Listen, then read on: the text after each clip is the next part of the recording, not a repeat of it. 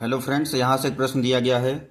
एक आयत की लंबाई में 20% की वृद्धि करने तथा चौड़ाई में 20% की कमी करने पर इसके क्षेत्रफल में कितने प्रतिशत कमी आएगी। यहाँ से लंबाई में कह रहा है 20% की वृद्धि, चौड़ाई में 20% की कमी करने पर क्षेत्रफल में कितने प्रतिशत की कमी आएगी।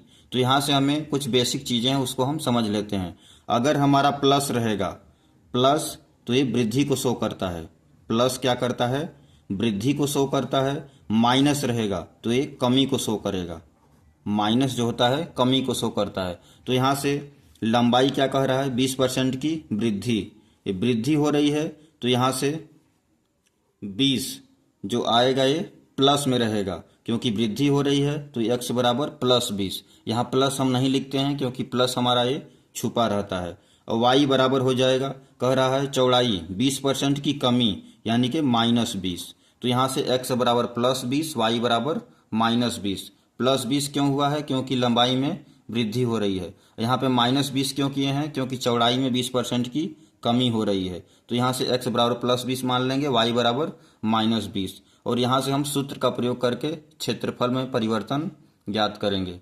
तो यहाँ से हमारा जो सूत्र होता है, सूत्र प्रतिशत परिवर्तन, प्रतिशत परिवर्तन जो सूत्र होता है हमारा x plus y plus x y बटे 100, यही होता है हमारा सूत्र। इसी सूत्र में हम x और y का मान रख देंगे। तो यहाँ से x का मान क्या है, 20 है, तो यहाँ से रख देंगे 20।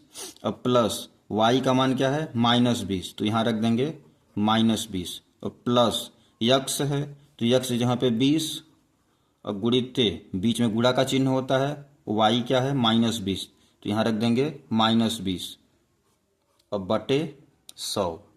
और इसी को हम हल कर लेंगे। तो यहाँ से हो जाएगा हमारा 20 प्लस माइनस का गुणा माइनस होता है, तो यहाँ से हो जाएगा -20 और यहाँ से हो जाएगा प्लस। यहाँ से हम एक जीरो से एक जीरो कैंसिल कर सकते हैं और इस जीरो से ये जीरो कैंसिल हो सकता है। और 2 का हम 2 में गुणा करेंगे तो 2 दूनी 4, माइनस है तो यहाँ से हो जाएगा -4। फिर यहाँ से 20 से हमारा 20 कैंसिल, क्योंकि प्लस माइनस है, और यहाँ से प्लस माइनस से गुणा माइनस, यानी कि यहाँ से आ गया हमारा -4%। ये प्रतिशत में आता है तो ये माइनस आ रहा है यानी कि कमी हो रही है। तो यहाँ से हम लिख देंगे कि 4% की क्या होगी, 4% की कमी, जो यही हो जाएगा इसका। यहाँ से हमारा अगर उत्तर प्लस में आता तो वृद्धि होती, लेकिन यहाँ पे -4% आ रहा है तो यहाँ से 4% की क्या होगी, कमी होगी। माइनस में आ रहा है तो कमी और प्लस में आ रहा है तो वृद्धि, तो यहाँ से 4% की कमी, यही हो जाएगा इसका आंसर। ओके, धन्यवाद।